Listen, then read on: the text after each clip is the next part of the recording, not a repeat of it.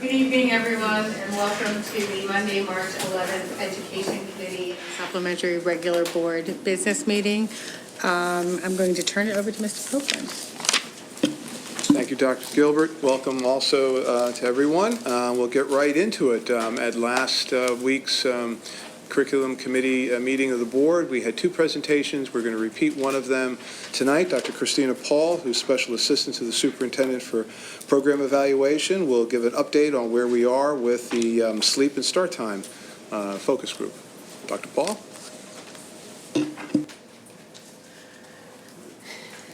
Good evening, everyone. Good evening. I'm good, thank you. I think. I thought. Just hit presenter view. Presenting. Yeah, you want to go in or the cover it? I'm sorry. I should have brought it up for you. I'm sorry. There you go. Let's try that again. Good evening, everyone. Thank you for coming out tonight.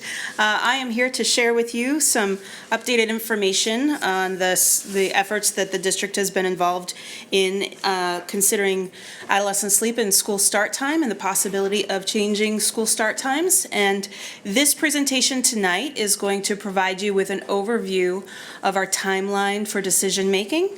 And I'm going to share with you some updated information from the Research and Development Committee work that we've been involved in. So as a reminder, the whole reason that we're even talking about this issue is because many major health organizations recommend that middle and high school students should begin school no earlier than 8:30 a.m. And the reason is because the average American teenager is sleep deprived for a variety of reasons, but nevertheless sleep deprived. Sleep research has shown us, the science of sleep has shown us that there are biological shifts that occur with the onset of puberty, which shifts the sleep-wake cycle into approximately 2 hours later into the day than people experience in early childhood, school-age childhood, or even as adults. So it makes it challenging for the average teenager to go to bed until about 11 p.m. and the recommended amount of sleep per 24-hour cycle is between 8 and 10 hours for this age group. And so we're looking at, if you go to sleep by 11, you should be still sleeping by the time 7 o'clock, 8 o'clock, or 9 o'clock rolls around if you're going to get that 8 to 10 hours of sleep in that is recommended for teenagers. So a lot of conversation at the national and even international level has been focused on reconsidering the time that school starts. There's been recommendations that we shift school start times for middle school students until 8:30 because that would be a better alignment with the biological sleep rhythms of a teenager. And so this is seen as one strategy for addressing adolescent sleep health from a public policy perspective. So just a bit of an overview on where we've been and where we're going on this topic. The district has been formally involved in considering and discussing this topic since the Interschool Council back in May of 2015 released their findings from their study of sleep and high school start times here in our district. You may recall they conducted a study of all of our high school students. They surveyed the students, they talked with many of our administrators across the district, and put together a report of information that they provided back to the interim superintendent at the time, as well as the board of directors. So then the issue became designated as a topic for deeper exploration under the umbrella of All Forward, our strategic plan. And so in January of 2017, a Research and Development Committee, spearheaded by yours truly, began the work of gathering information, feasibility information, research information, information from other school districts who have considered or who have even gone through this change. And so since that time, we've been collecting many different sources and sorts of information to help inform the district in terms of the feasibility of changing school start times. And so here we are in March 2019, and I'm going to jump ahead to the next slide. Here we are in March 2019, delivering that final few products that are going to provide the information that we've been gathering all over these many months, and now ushering in the next phase of this work, which is to form a committee who will be responsible for developing a specific set of recommendations that they will then present back to you, the school board and the community, in September, this coming September. We'd like to go through a process of gathering additional feedback from the community when they have some specific recommendations to respond to, and then putting it back to the school board for taking action on those recommendations next winter 2019-2020. So, tonight, if I can get my slide to advance, Denise, I may need your help.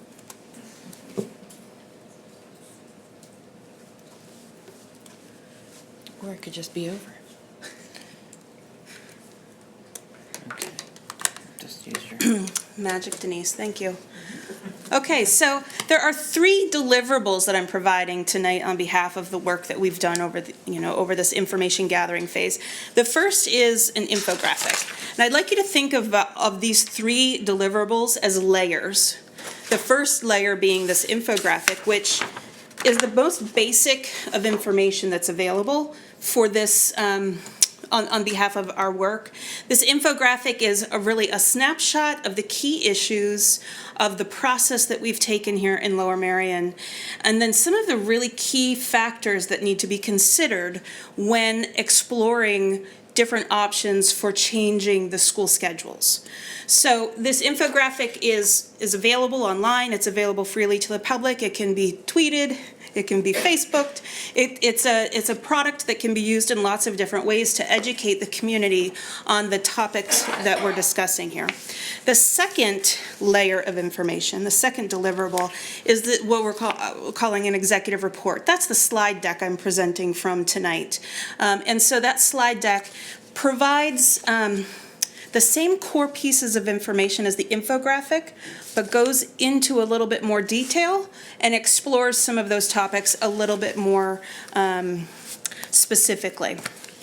The third deliverable is that final layer of these of the information we're providing. Sorry, it's going to catch up in a moment, I think. And that is the online archive. So we've taken a Google site where we have organized all of the information that we've been gathering. So on the online archive, you will see links to, it's not moving forward now. You'll see links to all of the research studies or some of the key research studies that we've used to inform our discussions about the sleep of science. The science of sleep, excuse me. There's also information about other school districts who have gone through this, so some case study types of information. We've really just taken all of the information that we've organized, including all of the reports that we have been submitted to us on behalf of this work. So for example, we've done, here we go, you'll see that first bulleted list under reports from third-party studies conducted on our behalf. Thank you. So these are the specific studies we have commissioned from third parties. So Hanover Research has done 3 different studies for us, the most recent being interviews with key stakeholder groups in the community. We've also conducted a staff survey with all of our staff. That was last spring. They also did a benchmarking study for us where they identified other districts that were similar to ours across the country who have gone through this process, and so they interviewed them and gathered information for us from those who have gone before. We also conducted, we commissioned a field lighting study. So should we need to put lighting on our athletic fields, we would have an estimate as to what that would cost and what those needs might be. We've also commissioned a traffic study to examine the traffic patterns specifically outside of Lower Merion High School and Harridan High School to see what the traffic patterns look like at key times during a morning window and an afternoon window of time. And then finally, we commissioned several years ago a transportation study from school bus consultants, and that report is available there as well. Now, we've also done a number of internal analyses and data collections, so we also have additional information posted on this website. Transportation routing scenarios that our own transportation department has been engaged in for the past 6 months or so, where they've actually gone through the process of taking our current enrollments and mapping it onto new schedules to see what the actual routing of the buses would look like under some exploratory scenarios that abide by this 8:30 a.m. time to start secondary schools. So we have that information available. We have information available about civil twilight so that the committee could get a better understanding of when darkness would be occurring under different scheduled scenarios. And et cetera, et cetera. We have several pieces that are still being added, but most of it's there. If it's not there, it will be there very, very soon. We're still putting that in a final summary form. So that is available if you just go to the Lmsd website and search for sleep, or if you go up to the quick links, there is now a quick link in that drop-down menu for the sleep and school start time work. You'll get to a page where you have some board presentations and then links to this website where you can find all of those archived pieces of information. So our next steps are to move, as I said, from the information gathering phase into the recommendations phase.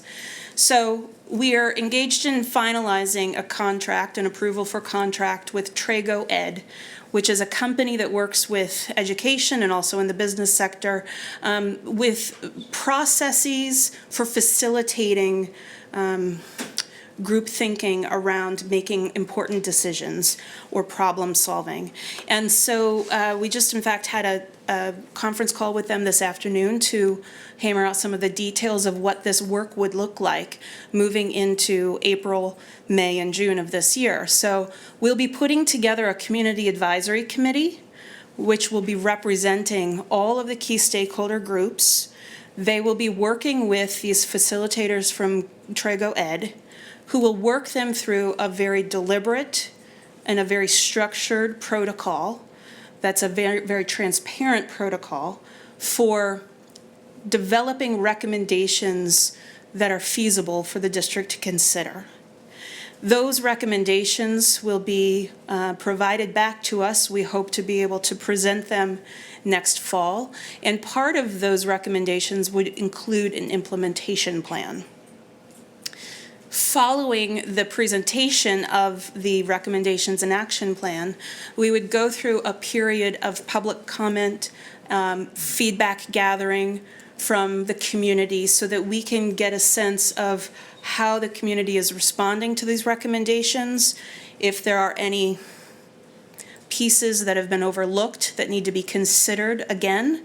And after that period of community input, we will then ask the board to take action on those recommendations next winter. So coming back to that infographic, in the infographic we've sketched out some of the more, I don't want to say popular, but some of the ways of thinking about shifting school schedules to accommodate these recommendations. These are the typical strategies that you see when you're looking at any school district who has gone through this process. They're considering these 5 strategies in particular. So the first one's called the flip. The flip is where you just simply switch elementary and high school and you flip them, with the idea being that elementary age students tend to be early risers to begin with, and so why not make them go first rather than the high schoolers who should be starting later. The strategy that I'm labeling reorder is where you just reorder the tiers in a way that makes sense to meet those recommendations of 8:30 or later, but some experts in the field have recommended that if you have to retain your 3 tiers for transportation, that if you order it elementary, high school, middle school, the high school will be less affected in terms of after-school activities and the logistics of the after-school activities if they're going at that middle tier rather than the final tier of a 3-tier system. The third strategy is the push, where you maintain the current start order, which for us is high school, middle school, elementary school, and you simply push all 3 schedules into later in the day.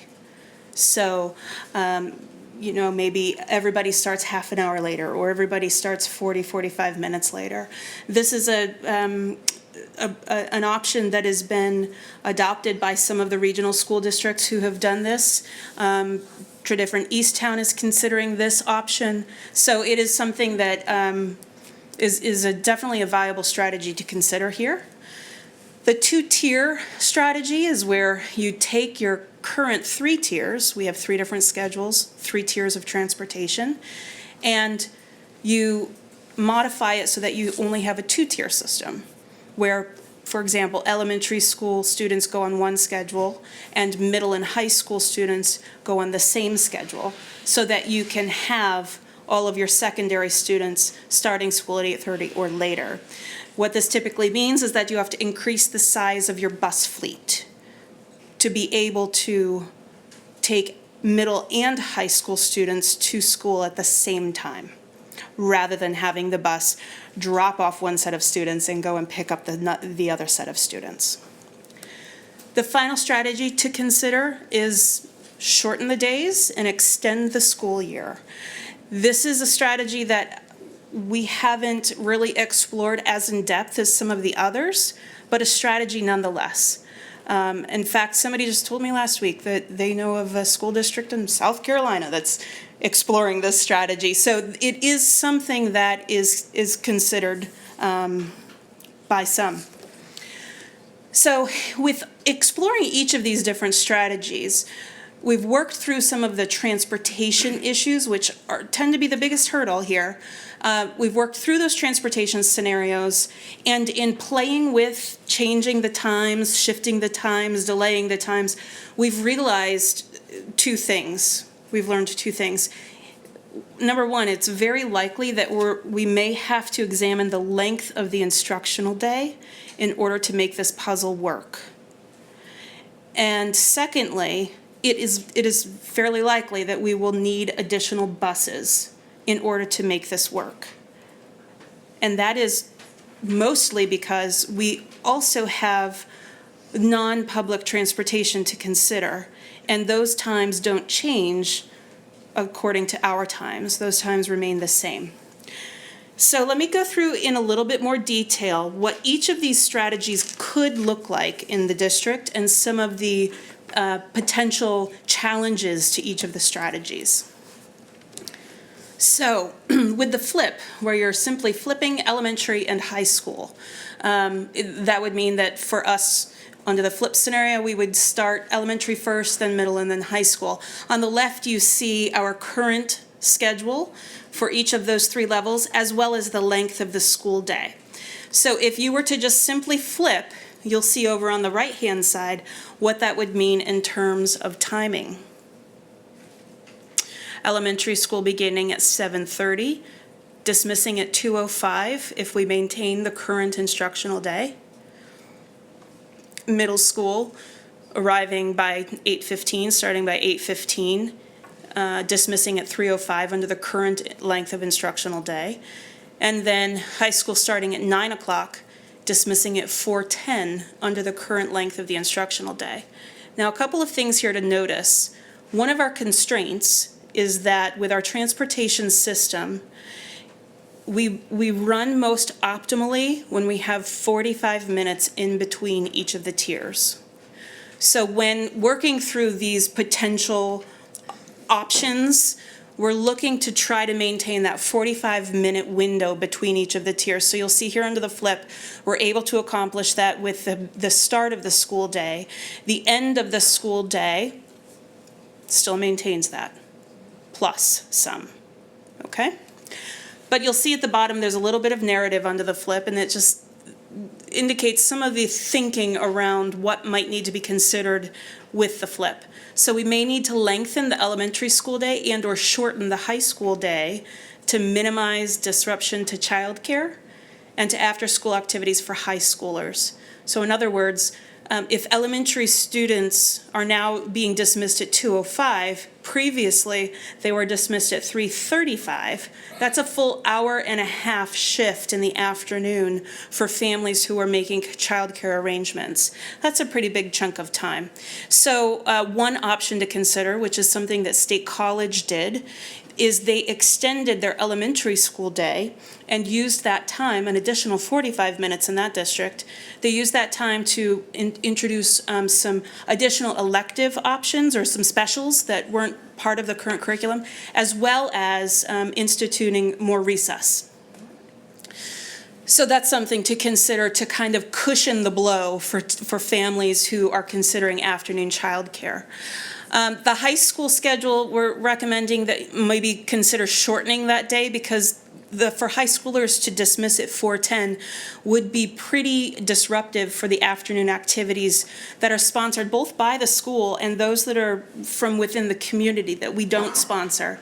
So that's something to consider. Civil twilight under this scenario, we would have what they call civil twilight violations, meaning kids would be waiting for the bus or getting off of the bus in darkness. We would have civil twilight violations under this scenario very likely for elementary and high school students. The first ones to begin and the last ones to end. Okay, so the next one is the reorder. What would this look like in Lower Merion? So on the right-hand side, we see, again, we have elementary school starting at 7:30, high school starting at 8:15 this time, because now you see they're dismissing at 3:25, which is logistically less challenging than high school students dismissing at 4:10. So maybe you can start to see how that plays out there. And then the middle school would be starting at 9 and dismissing at 3:50. But if you notice, the dismissal times for high school and middle school are now much more condensed, and we haven't achieved that 45-minute period of time between the tiers. So this might make transportation a little bit more challenging to use those high school buses to get back to the middle school in time to pick up the middle school students and then get them home. So that's something to consider. And in fact, our transportation department went through this scenario and routed it to see what that would require. And their analyses estimate that we would need 14 additional buses under this scenario, under this schedule, with the current 10 schools. If then they routed it as if we were operating with the new middle school, and under that scenario, only 10 additional buses would be needed. So it's a savings of 4 buses and 4 bus drivers, if you think of it that way, if you were to wait until the new middle school is open. We would still have civil twilight violations for those elementary students. And now, in this case, middle school students, because they are the ones arriving home the latest. Under the strategy called the push, we're looking at moving everybody into later in the day. This scenario, on the right-hand side, you'll see high school now beginning at 8, which is not quite at the point of the recommendations for 8:30, but it's still a half an hour later in the day than our current schedule. And then we have, middle and elementary also starting 30 minutes later. Now you'll see our dismissal times are then also 30 minutes later in the afternoon.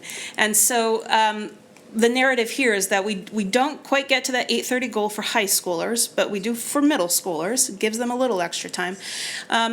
And lessons learned from other school districts who have gone this late in the day for elementary students, as well as expert recommendations. Most recently, Judy Owens, when she came and spoke at Radnor, talked about how a 9:30 start for elementary students can be hard because students lose steam in the afternoon, and by the time 3 o'clock, 4:05 rolls around, they've been up for quite a bit during the day, and it's harder for them to maintain their focus that late into the afternoon. But as Dr. Owens pointed out, there's admittedly not a lot of research around what kind of effect schedules have on elementary students. But her recommendation was, she said, the sweet spot seems to be sometime between 7:30 and 9 a.m. as a start time for elementary students. So that's an expert recommendation. Again, we don't have a lot of concrete evidence or research to support that, but that's becoming the consensus in the field. Finally, I'm going to give you some more details on this fourth strategy for 2 tiers. So if we were to increase our fleet size to be large enough to provide only 2 schedules for our system, it could look like this, with 2 tiers on the right-hand side. If we were to start, so I back mapped, if we start high school and middle school at 8:30, then we would have to start our elementary school at 7:45. So 7:45 to 2:20 for elementary, high school and middle school, 8:30 to 3:40 and 3:20. Because of the length of the instructional days, the dismissal time would still be slightly different. But we did go through an analysis of this. Our transportation department went through an analysis of this scenario and determined that we would need about 47 additional buses under this scenario. So that's the cost of the buses, that's trying to find 47 drivers for the buses, and it's also an issue of where to park the buses. So a heavy lift, but nonetheless, there it is. So finally, I want to walk you through some of the key discussion points that are highlighted on the infographic. So the first being transportation. We are responsible for transporting 7,726 public school students and 1,961 independent school students to 127 different locations every day. So when we're considering any kind of new schedules for our schools, we have to keep these bulleted items in mind. First of all, the time between the tiers needed to maximize our vehicle's efficiency has to be considered. And as I said, right now the benchmark is 45 minutes. That's what the transportation department has currently used as their parameters for the most efficient transportation system. Secondly, we have some site-based limitations in terms of the space that is available for staging buses for drop-off and pickup. So that means that at some locations, pickup at the end of the day can happen a lot faster than other locations, simply because of the way that the buses need to be staged to make pickup efficient. For example, some of our sites don't have enough room to have all of the buses lined up in order, ready to pick up the kids. They have a staging site that is a little bit of a distance away from the school, and they have to radio in when it's time for the next set of buses to come in. So that's something to consider. Also to consider is that our transport, and it's not here, I'm sorry, I forgot to put it here on this bulleted list, but our transportation department reports that the pickup procedures that take the longest are the elementary students, because they move a little slower and they need a little bit more help, and our buses are much more willing to wait for students who are slow to get to the bus than they are for our middle and high school students, as you can understand. And so that is also a consideration and a good reason to consider keeping elementary school as the third tier, because then it's not as dependent on getting those elementary kids on the bus quite as fast so they can get the buses turned around to get the next load of kids. The third bullet just points out the transportation of non-public riders. They are on arrival and departure schedules that we don't have control over.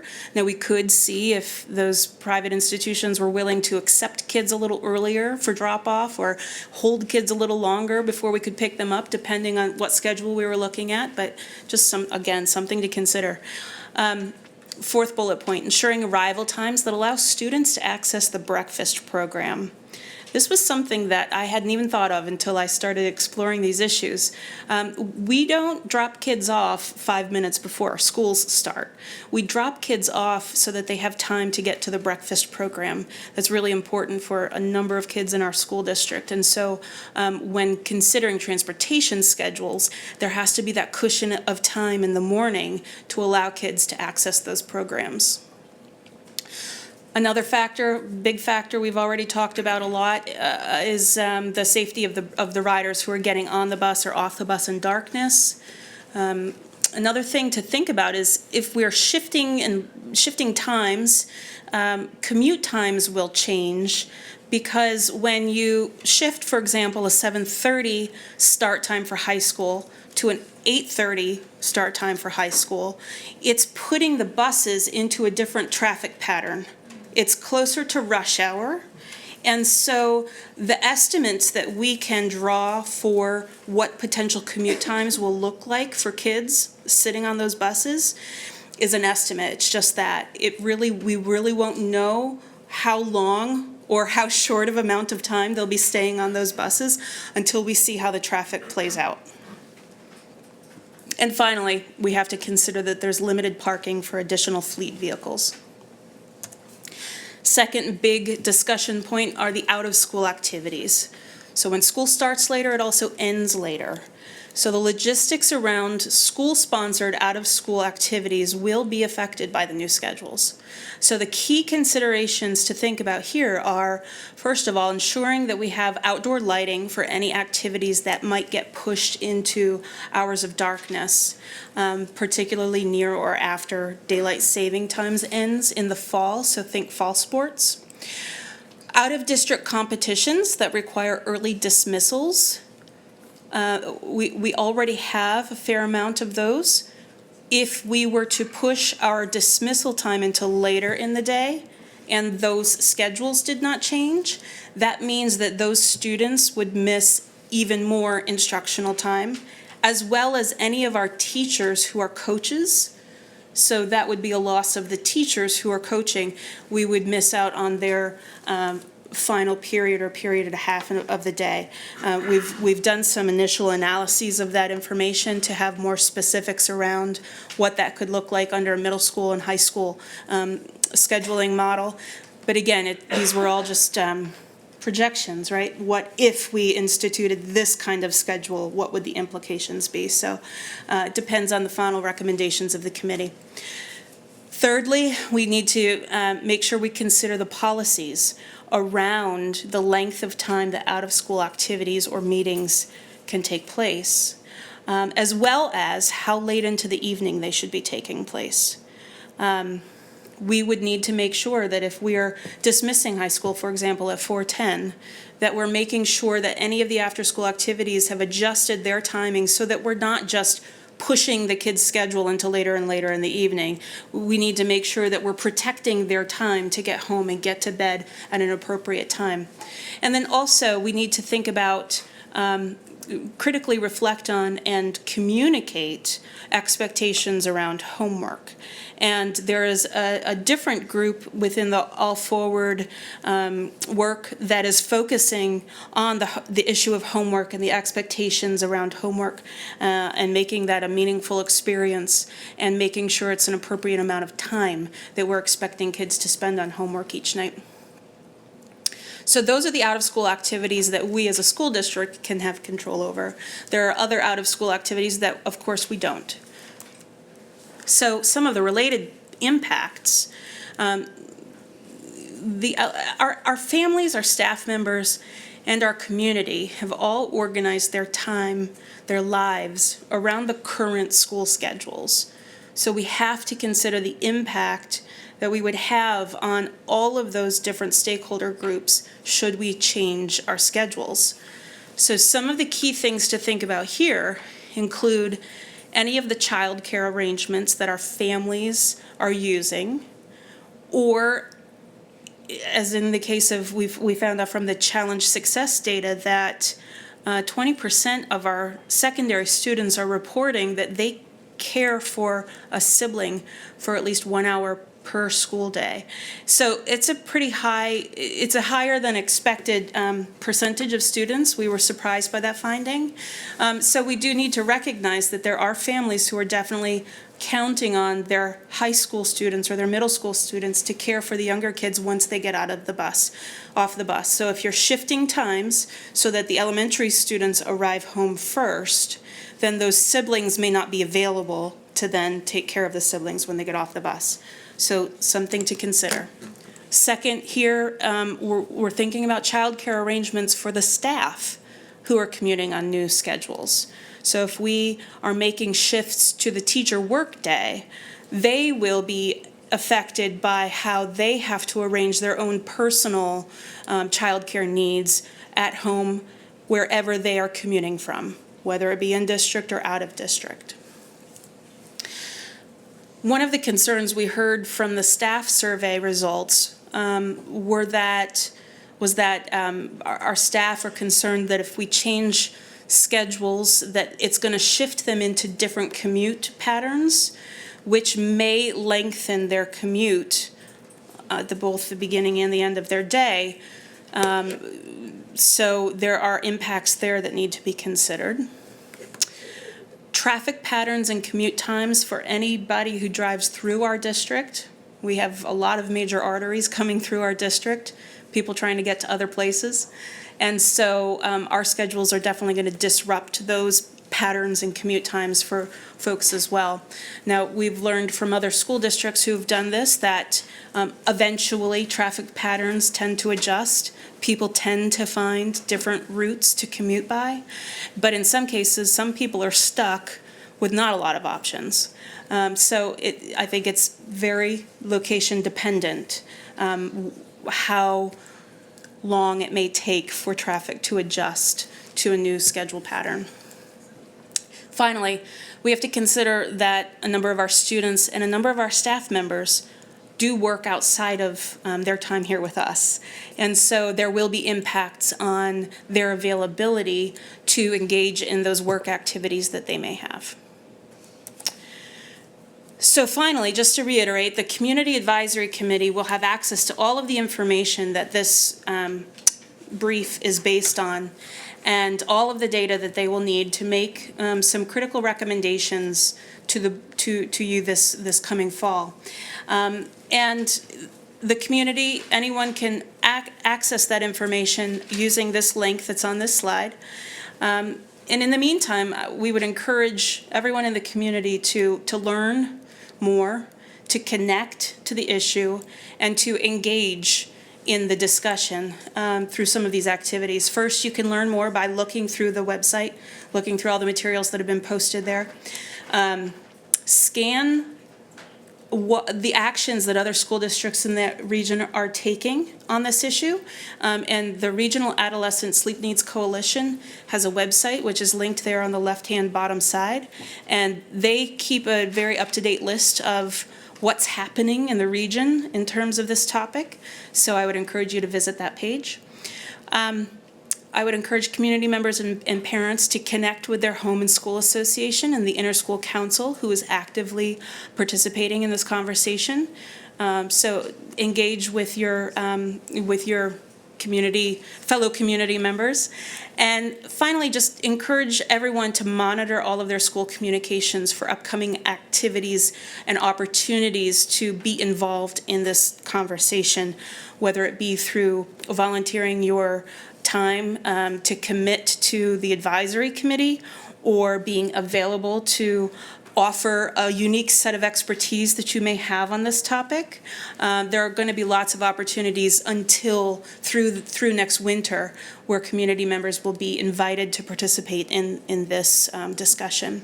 So that is all I have for you tonight. And at this point, I'll turn it back over. Just if I can add, one of the things that I know Christina and I guess Scott, who else was on the phone call with you? Just two of you. And Brian have had conversations with Trigo Ed about their recommendations on number of people for the committee, who should be on there, equal representation. They're going to bring that back to that focus group, I guess, sometime early within the next day or two.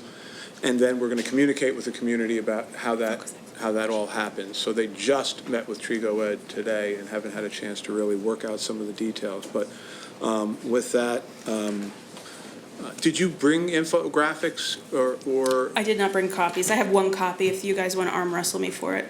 No, but I think, Denise, you said you had some on the, Posted it next. okay. Right to tonight's agenda. I think, Presentation and then her. kudos for the work that went into putting that together. Thank you.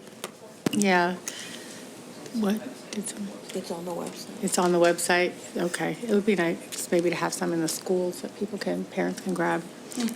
Anyway, first of all, let me just say thank you for the presentation, which was incredibly thorough and thoughtful, and even more importantly than the presentation, the process that you've been engaged in and have laid out now is extremely thorough, and I think I'm sure that through the community process, there may be more issues that come up that haven't been thought of, but it's hard to imagine that much hasn't been thought of. I mean, it's extremely impressive, and I think it will really help the community have conversations and the committee to come up with a recommendation that the board can consider. So I just want to say thank you for all your work on this. I really appreciate it.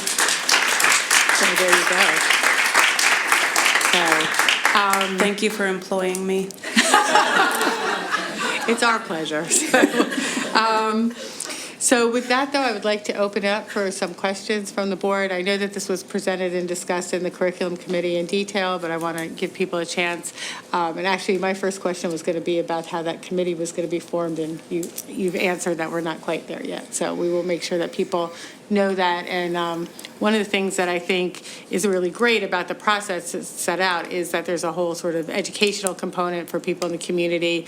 I know there's a very active group in the community around this issue, but I think that there's going to need to be a lot of education to the larger community. And just wondering if we can think of, and this isn't really a question at this point, although if you want to answer it, I'm concerned about particularly families where people are working multiple jobs. Maybe there's the ones whose kids are, the child care is dependent on the older kids, and making sure how we're going to be able to kind of reach people in that situation so that this doesn't come as a complete surprise down the line. I think that it's a real issue, because I think people have different abilities to be able to kind of plug in. And I think it's going to be important to figure out to the best of everyone's ability how to make sure that community. It's one of the particularly for representation in the community, on the community meeting, but Amy Buckman is on the focus group. So one of the issues that we are looking at is communication. And the reason we're talking about the fall is so that there can be a series of community meetings at different times so that people can really have an opportunity to weigh in. Right. Frankly, so that the board has that information as they're moving forward. Right, but I think that it's going to be hard for somebody who's is. in that situation to likely join the committee. So I think there's going to have to be, and I think it's really difficult. So I don't have the answer here, and I just am asking that you all. Yeah. Amy always has the answer, so we'll think about it. Well, But anyway, if you want to, If I could just respond, Sure. one simple way of using the infographic might be to print copies and put them in key locations throughout the community where they might have some exposure that we wouldn't be able to get through digital, media or communication that way. So that's one possible way to use the infographic. Okay, great. So I'd like to open it up at this time. If anyone has sure, Dr. Van Lynch. Thank you again for the presentation, Dr. Paul. We discussed this at length, robust conversation in curriculum committee on March 5th. So I did want to ask, I don't think there's any question in terms of the, acknowledgement that our teens need more sleep. I want to hear about, and this may be for you or Dr. Everslag or Mr. Copeland, some of the things that we're already doing as a district to promote that from a health and wellness standpoint, as well as some of the things we've done that's really within our own sphere of influence without the heavy lift of you going through this process. So acknowledging that, certainly that is something to consider and move forward. But what are things that we're already doing that should promote healthy sleep patterns for our teens? So we've done some educational issues. We've also taken a look at the strategic plan has a special segment on homework this year. That's part of each principal's report when they do their superintendent's report. The secondary people are looking at ways to schedule tests and exams. All of our secondary administrators and the department chairs did shadow studies of students. They followed them around and took notes for the whole day. They found it to be a rather exhausting day. But we actually had students come back to them and say, but you need to come home with us to see what it's really like for a day. We said no. Got our own kids, shadow them. So there's a serious look at how we can balance what we do have immediate control over. Did I leave any out? There was some inclusion in the health curriculum as well, as far as in the revamping of the health curriculum and the resources. And we do have focus explorations not only on homework but challenge success, specific to what are some responses that the school can have to the challenge success survey, in addition to what the shadowing experiences, but other feedback that we gain from the survey. So they're coming up with actionable recommendations. We're reporting on the progress of the strategic plan next month. And there's going to be a report on the Challenge Success Survey that was given to parents next month. Okay. So parents can look at it and maybe come up with some strategies too. Awesome. Thank you. And if I may add, there's also an upcoming community event for parents about healthy sleep at home. March 20th, I believe, are the details. March 20th, 7 o'clock at Belmont Hills Elementary School. All parents, all community members are invited to attend. There will be two panelists on hand to provide some information to families about encouraging healthy sleep habits at home and to answer questions that families might have. I'm wondering, are we able to videotape that meeting for families who may not be able to make it? It would seem that would go nicely with the archives that we currently have. Well, I'm asking you, but I should be asking this gentleman here. Can we consider that? We can consider anything you'd like. Appreciate it. Are there, Could we Ms. consider Finger? live streaming? So that way people are able to view in time, because maybe they just don't have a sitter, or maybe they're, at work, but they would like to be able to see it in time rather than have to go back and watch. I'm not saying to not record, I would record as well, but, live streaming it may be able to involve people that ordinarily wouldn't be able to attend, but would like to see it in real time. I'll find out from George. yeah. Well, and the other piece of this, though, is that we have external people who are going to be the presenters, so there's a piece of that we would have to clear by them as well. George just made a face. Yeah. One step at a time, Deborah. Sure. So I have several, do you want to go through all of them at one time? I don't know, start and Well, so. if I decide I want to break it up. I wasn't I at will. curriculum, so I did miss, so I apologize, some of this is redundant. But one of the questions that keeps coming back to me is I kind of want to understand where we have been. And very basic, like, we're at 7:30 at high school, I assume for a reason. I assume somebody maybe a long, long time ago picked it. That reason now may be moot, or may have totally shifted, or they just picked a time 40, 50 years ago and said, high school starts at 7:25. But I don't know if you have anything that gives you any indication as to how or why. You may not, and that's fine if you don't. I But don't, but we did dig through the files, Ms. LaPera and I, one day, right? And we went back to 1981, where we were able to identify that since at least 1981, high school's been starting at 7:30 or 7:35. But you don't know if it's, okay. So then my next question kind of follows into this is, and I asked this question of Dr. Owens 2 or 3 years ago, and she did not have the answer, but I don't know if it's come up. of like the history of circadian rhythm. And what I mean is, if you go back 100 years, was the circadian rhythm what it is today? And I'm not trying to knock what it is today, because it is what it is today.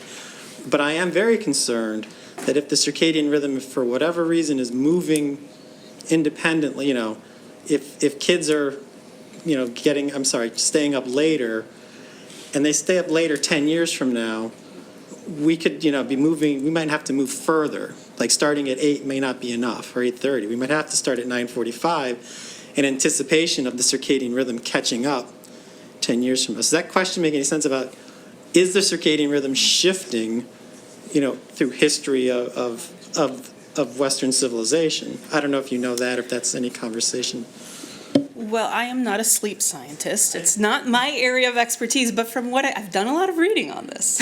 From what I've gathered from the reading is that there's a few different responses. One, Dr. Owens pointed out at her Radnor presentation that it really has been fairly recently, in terms of the last several to 5 decades, that we've started having really good research around the science of sleep. And they're still discovering more and more about how sleep actually works at a cellular level, that there are actually circadian clocks even at the cellular level. So these are new findings, and so they're learning more and more about circadian rhythms. From research studies that have longitudinally examined how much students are self-reporting their sleep, there has been a shift over the past 20 years where students are reporting getting less sleep than they did 20 years ago. And some have suggested that it is artificial light exposure, and specifically blue light exposure from technology, that plays a role in it. Not that it's the only cause of it, but that plays a role in it. So there's actually some interesting new research that's exploring exposure to artificial light and exposure to natural light within the actual architecture of school buildings and workplaces, and how exposure to natural lighting early in the day is so important for waking up your body clock.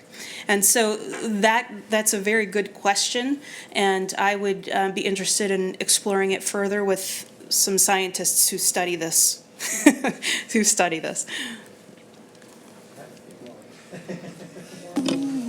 Are they like that one? Well, I guess, but Are it's they more specific to current? To what? Go for it. I guess, but the other question, again, but this is just keep this in the back of your mind of like, what about physical activity, and does that play into it? And again, you can go back, again, forgive me for saying this, 200 years ago, kids had to work on the farm, go to school, work on the farm. I'm sure they were just exhausted from physical, those days are long gone. So is the loss of physical activity, not helping their circadian rhythm, in which case I'm trying to understand, are we kind of, we can't stop it, I'm not saying that, but if we're swimming upstream, how hard is the stream to know where we have to move the circadian rhythm? Let me bail her out a little bit here. Because I'm not a naysayer, but I want to understand the issue. No, and I think those are questions for people. So one of the things I should have probably said is that outside of some specifics on transportation, we wanted to she's got a lot of information, and there's a lot of information there, but we wanted to be able to provide it for the committee, and so that they would have that information as they went on. And they may ask the same questions that you've asked, but we would prefer that they ask them of people who actually can speak to the research, if that's okay. I have a last comment, and then I'm done, I promise. The last comment is just from the scenarios you discussed, the idea had been kicked around of maybe like splitting a tier. And what I mean, like in our current environment, instead of having both middle schools start at the same time, if you shifted them maybe 10 to 15 minutes and maybe shifted our 2 high schools, could the transportation, would there be some benefit of not having them start at exactly the same time, shifting them 10 to 15 minutes, pick up some bus efficiencies in that? I don't know, but is that something that's been kicked around yet, or? It's definitely something we see other school districts, an approach that they take, but I will defer to Mr. Copeland. No, I was going to wait for you to end. Got it. So there are, in fact, some school districts in the area, Westchester Area School District, in fact, they were looking to make their transportation more efficient, and so they split the times that certain elementary schools and middle schools are, so they're on different schedules. The same length of an instructional day, but different even more tiers. So that is a strategy. It's not something we've looked specifically at, simply because each scenario that our transportation department works takes many, many, many hours, and it's an investment of time and resources, and so we have to choose carefully which scenarios we want to move forward with. Initially, we had used a transportation company that was looking at it, and the transportation office said they spent so much time gathering information for the transportation company. We made a decision not to just sort of take the information, put it into a computer system with an algorithm and spit it out. We've read about districts that did that and regretted it. The alternative is to actually try and do the routing. So we gave them the assignment to look at the third middle school, November, December, something like that, and got the response, I'd say The end of February. a week or so ago, the end of February. It took that long, because they're doing other things, it took that long to go through to be able to say, here's what we've got. But they actually routed it. That's the difficulty. So if you say, do you want to split it? We can do that. That's one of the reasons why the anticipation is that the recommendation will come by the end of the school year, so that any other logistics, because I think one of the benefits is we've done a lot of the logistical answering up front. So we should be able to move this community committee is not going to meet for the next 10 weeks, and they're not going to meet 100 times. It should be pretty compressed. Go ahead.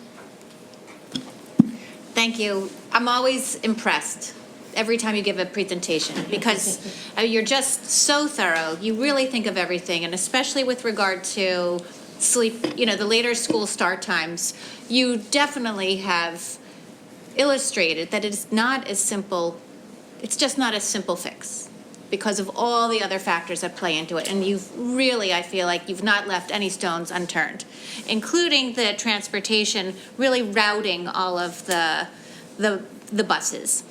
But my question just goes back to Mr. Copeland, or whoever created the timeline. So the community engagement advisory committee is not meeting for 10 weeks. Why? How did we come to that timeline? Because, and I hesitate to be too specific, because I met with Christina very shortly after she met with Trigo Ed, and Trigo Ed feels that a concentrated period of time, given the work that we've done so far, is more than suffice. Right, but it's not happening until the fall. Well, No. the recommendations are happening in the fall. Got it. What's happening is they should be able to come up with something by the end of the spring. Summer, is difficult. We may have to do some logistical kind of planning during the summer, but the thought was they would have a recommendation with the information that's surrounded by September. Then there would be, to Dr. Gilbert's issue and concerns, a series of meetings and opportunities for people to engage, ask questions, and decide whether this is something that is they're in support of or not in support of or whatever. Collect that information, because that would, I would think, help inform the board as to where they want it to go based on the recommendations. That's the thought. Got it. They are meeting sooner. I just was, Yeah, we hope to didn't see that. We hope to begin in April. Yeah. I have a question about one of the scenarios, which I hadn't quite realized all the different possibilities. And there's one scenario about shortening the days but extending the year, which I can imagine, on the one hand, I bet there's research to show that having students not have such long summers are good for lots of reasons. I can also imagine lots of people with pitchforks here on that one. And then I also imagine that there's a labor issues on that one. So is that something Well, has anybody done that? Again, we hesitate to sort of say, I don't know. there's a problem with that. Well- But I'm the one who calls snow days, which everybody likes in January and February, but doesn't want to pay for in June. Yeah, no, I know. Does that answer? But I do know there's research to suggest But that it would be a labor, extending the it would be a labor year issue, is- absolutely. Yeah, okay. I'm just, because that, anyway. That was my question. Oh, that was your question? Sorry. No, I no, didn't no, that realize. was my question at curriculum. Oh, a curriculum. Okay, so that's, anyway, I just thought about that as we were talking about it. Are there any other questions at this time? Do you have anything right now? No. Okay, so, again, thank you very much. You're welcome. And at this time, we're going to take audience recognition on this issue or any issue that you want to bring up. So if you want to come and sign in, you already have signed in, but there may be other people who want to sign in. If you would like to speak, can you please sign in now and then we'll close it? And just to remind everybody, we'd like you to say your name, generally in the district where you live. You don't have to give your address, you're on tape. And it's a 3-minute If we have time any limit. students, can they come up first, please? Absolutely. Are there students who want to speak? Yep, oh, right in front of me. Okay. You can certainly go first, absolutely.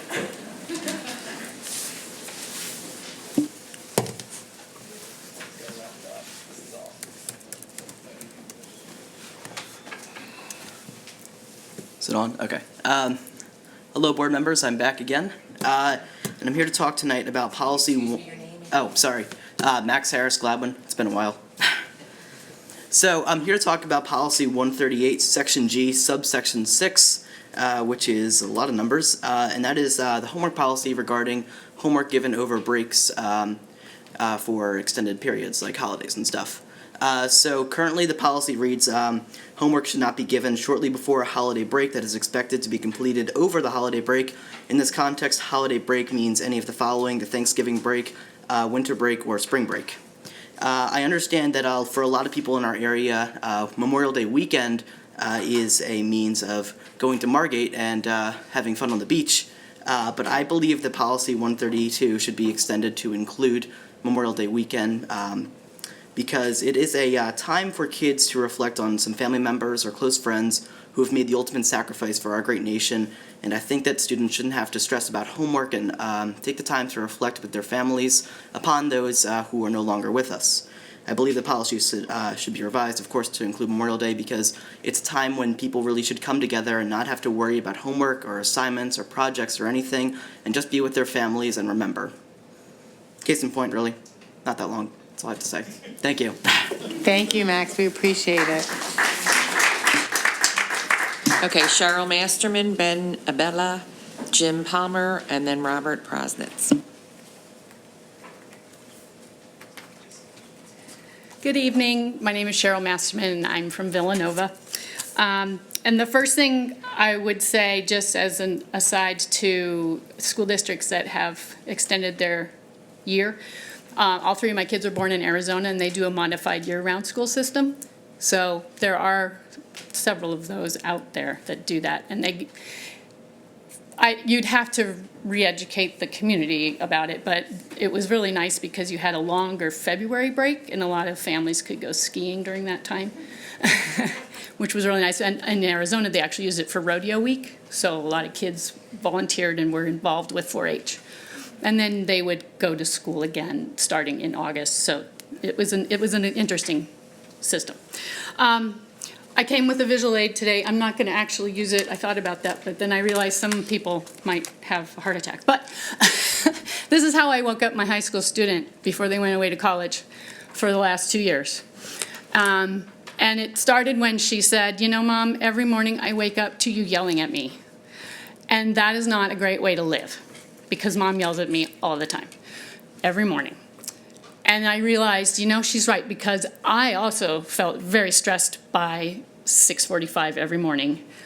My blood pressure was raising, and, I just realized that that's not a good way to live either. So I got the megaphone, which I had to go through several different series. It starts with music, then I can talk louder, then I can hit the alarm and really wake up the whole neighborhood, literally. But my second son, now in high school, he can't eat in the morning. And what I realized was when we had our 2 snow days, he ate a huge breakfast. 2 extra hours he can eat. But at 6:30 in the morning, he can't.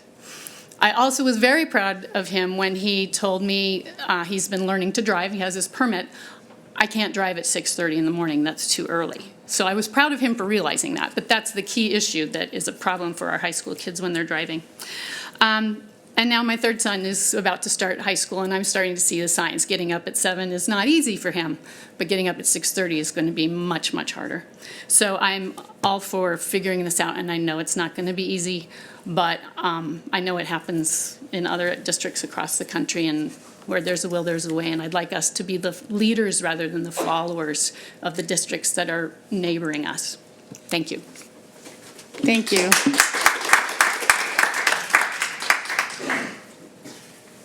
Ben? Oh, sure. If anyone else wants to sign in, please do so now. Great, well, thank you. My name is Ben Abella. I'm a neighbor here in Ardmore, a kid at Penn Valley, Welsh Valley, and also Lower Merion High School. I'm a physician at Penn and a professor in the medical school. And I sort of have 2 major points to make. One, to the biology of all of this. The science is really quite clear. So this isn't really a cultural phenomena. It's not a phenomenon, I don't believe, of modernity. It's really rooted in biology. It has to do with melatonin release and the way sleep cycles work, but the kids really do follow a different rhythm than we as later adults. And that has led groups like the American Academy of Pediatrics to really strongly endorse later sleep time. So this is really rooted in medicine and in scientific and medical recommendations. So I think that's a really important point. It's sort of relatively settled science. And while there's continuing evolution of sleep science, it's pretty clear that this is something that we need to do, and it contributes to the lack of sleep. And I think the other important point to make about this is, while some people may say, a later start time might mean kids stay up later, that hasn't been borne out by the clinical research on this. There's been good clinical research to show that kids tend to, when put in these sort of situations where they sleep longer or allowed to sleep longer, they still go to bed at the same time. So it actually creates a better, healthier sleep cycle, a better attention, better appetite at the right appropriate times, and so forth. So the science is there. The second major point that I'd like to make is, it strikes me a lot of the excellent content put forth tonight are some of the challenges and logistics around this. And so to make an active choice will require a lot of work and consideration, and I applaud all of you for really taking this head on. But I think it's also important to point out that keeping the status quo is also a decision. And we have to be mindful of that. That if we eventually say, wow, this is difficult, this is hard, we should keep to the status quo, that's a decision, and that's a decision that also has implications. Now, it may not have implications for transportation and logistics, but has direct implications for students' health and our children's health. And so I think we have to be mindful of that. So I'm of the opinion that we really need to take action. I'm really strongly in support of whatever plan eventually comes out of it, but I have great confidence in this group to work out some of the details with the support of all these families. So thank you. Thank you for your comments.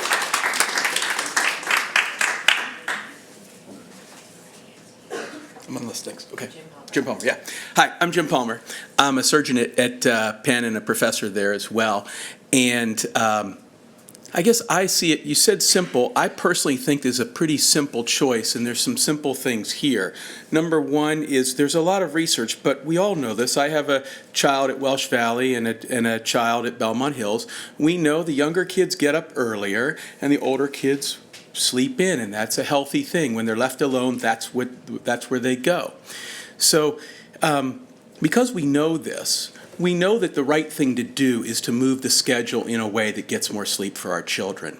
And the issue on the other side is the inertia of the transportation, the inertia of the school costs. But the benefit is massive for our children's health.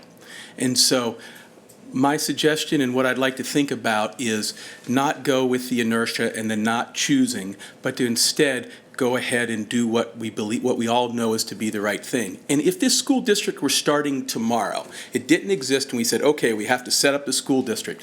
New school districts now do this. What time do they send the older children to school? What time do they send the younger children to school? They have a reversed schedule in that the older kids go later for sleep problems. So we should not put this off because of the inertia of where we are now. We should think about where we should be if we were starting it de novo. Thank you.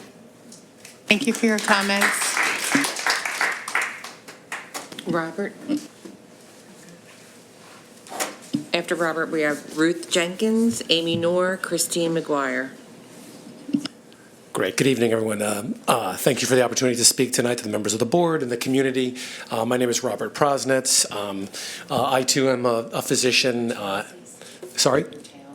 Oh, I live in Penn Valley. I, too, am a physician and a concerned parent who has 3 children in the school district, one of whom is a 9th grader. And my perspective on this issue is that we're really, so we're talking about potentially a change in school start times. And Mr. Driscoll had mentioned, what was, how long have we had this system? And my own research into this area has revealed that if we go back several decades, actually, school start times for high schoolers were indeed later.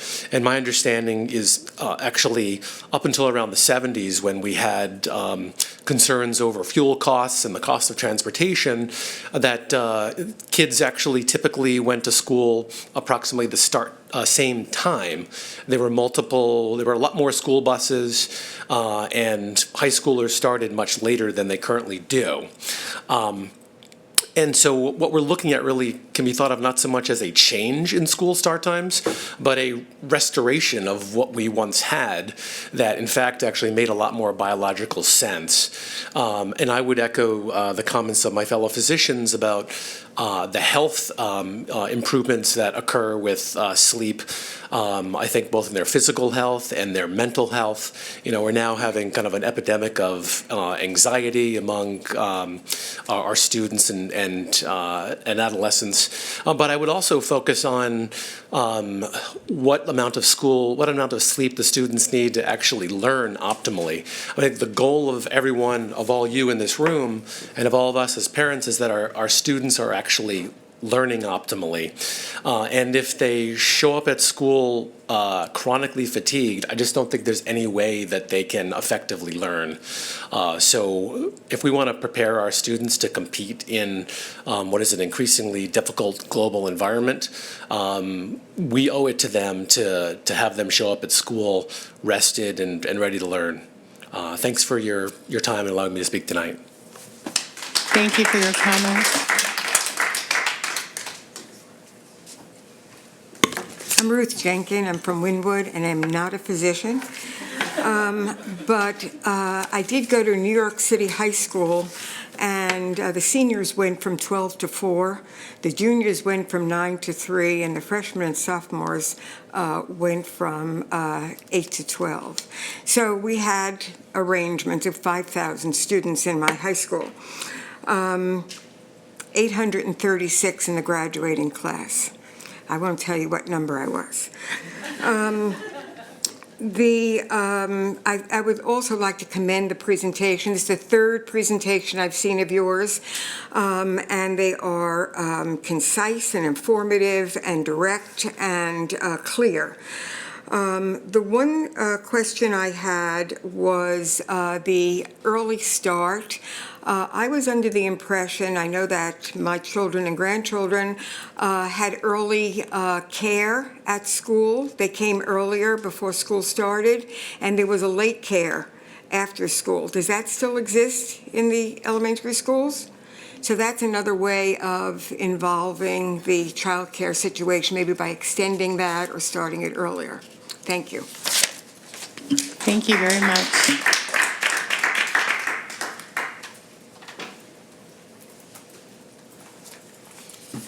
Hi, everyone. My name's Amy Noor. I live in Penn Valley. I first want to thank the district, the board, and particularly Dr. Paul for a fantastic, thorough presentation. This issue is close to my heart. I've been involved with it for a number of years, and I don't think I've been this happy to see how seriously the school board and district are taking this, and I greatly appreciate it. My 3 children have graduated.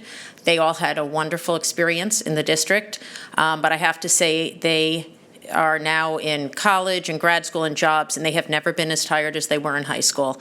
And that's the only thing that makes me sad when I think back to their high school experience, because it absolutely affected their health and welfare until by my 3rd kid I realized I wouldn't allow her to drive unless she had 8.5 hours of sleep, which almost never happened, and I was something of a pariah for enforcing that. But I agree with every community member who has spoke.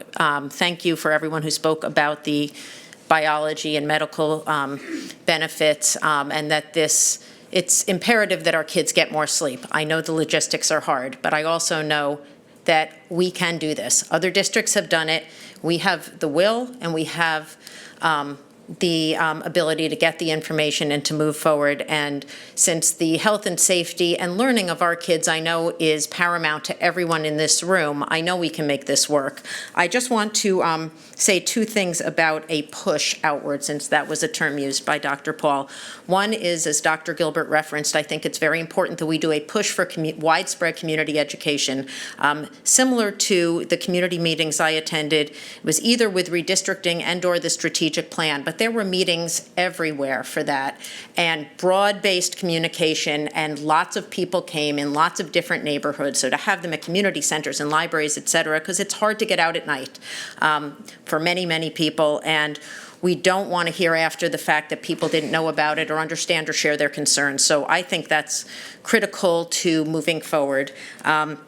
And the second is, and I did say this at the curriculum committee meeting, but I hope there is great thought given to the half-hour push as potentially a first step for a more wide-based shift of some kind in the future, because I've heard talk that if we did have a shift of moving to 8:30 or something like that for high school, it might not be until the new middle school opens, which I think is too many years of insufficient sleep for our current high school population and incoming population, and that affects thousands of students. So I'm hoping the committee will think about an immediate, whatever immediate may mean, shift to half an hour later for the 8 o'clock start time that Dr. Owen says is a benefit, and then a broader shift later. Thank you very much. Thank you, Amy.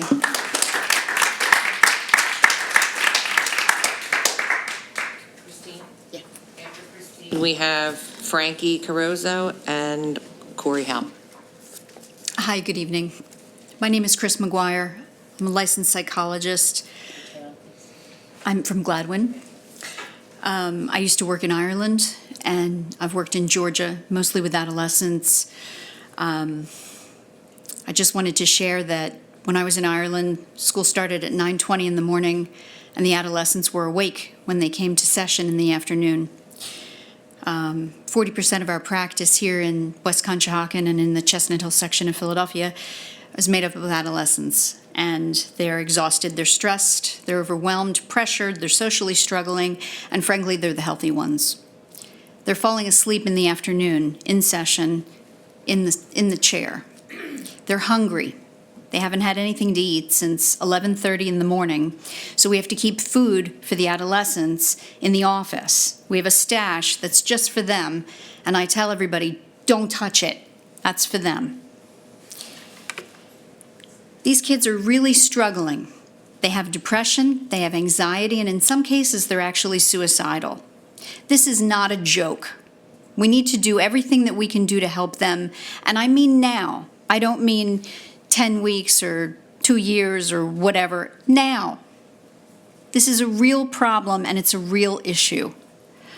I'm not a sleep scientist. I don't understand circadian rhythms, but I understand suffering when I see it. And these kids have too much pressure on them, and it shows. I don't have a solution for you for whether you should do the flip schedule or what. I don't know.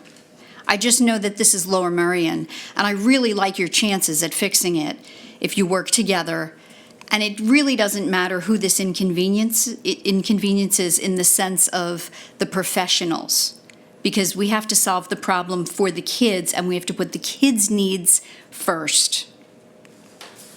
Thank you. Thank you. Frankie?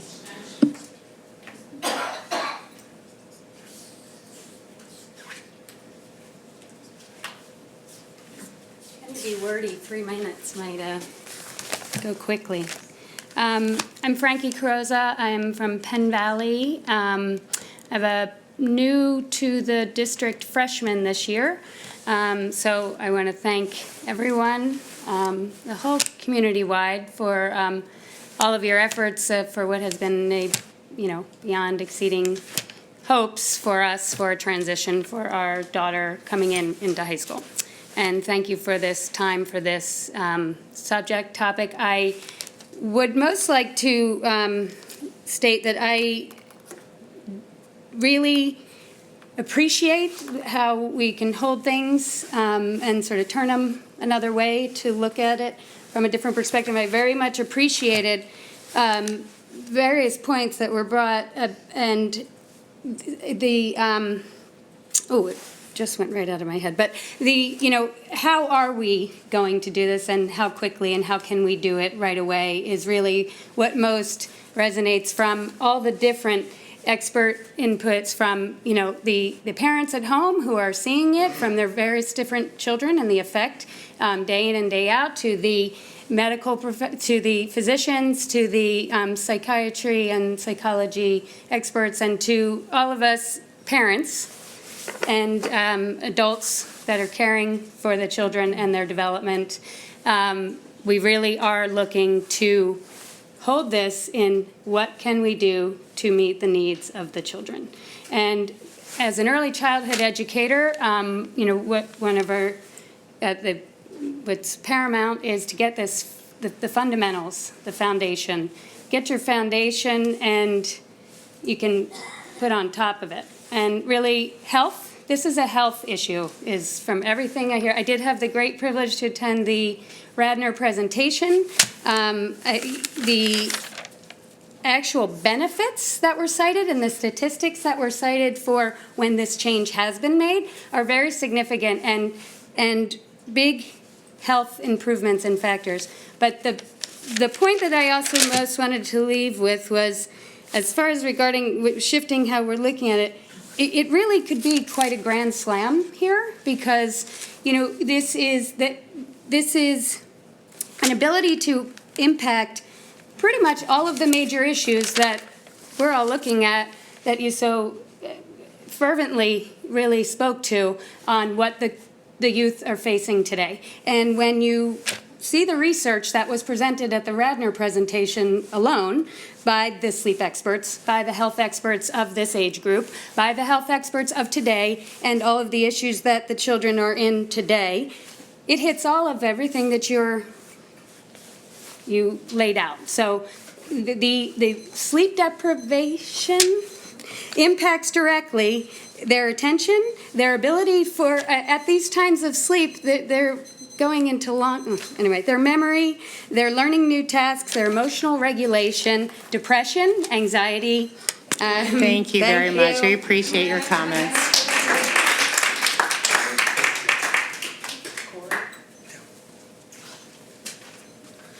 Hi, how are you? My name is Corey Halpern. I live in the district. I live in Marion. I have a parent of 2 high schoolers. I'm not a physician, but I just want to reiterate, I don't want to repeat everything obviously they said, but I think it's an easy decision. I think the physicians and the psychologists who already spoke have spoken very eloquently about the need for the change. One of the concerns that I have is, with all due respect, I know these studies take a long time. There's tons of logistics involved. This has been going on since 2015. For a lot of us, when you implement something, it's going to be too late for our children.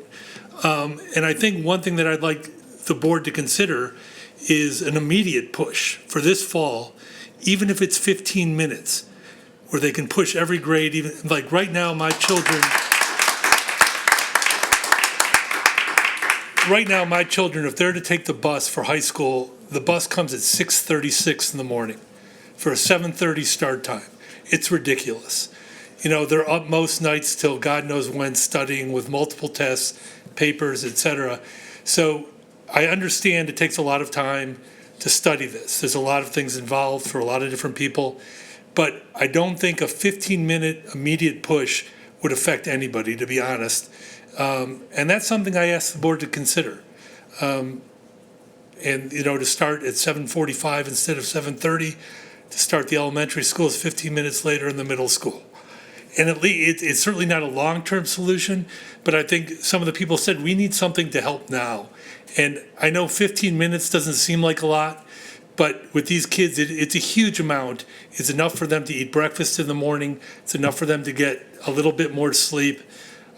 So I ask you to reconsider and to consider the 15-minute push starting this fall. Thank you for your comments.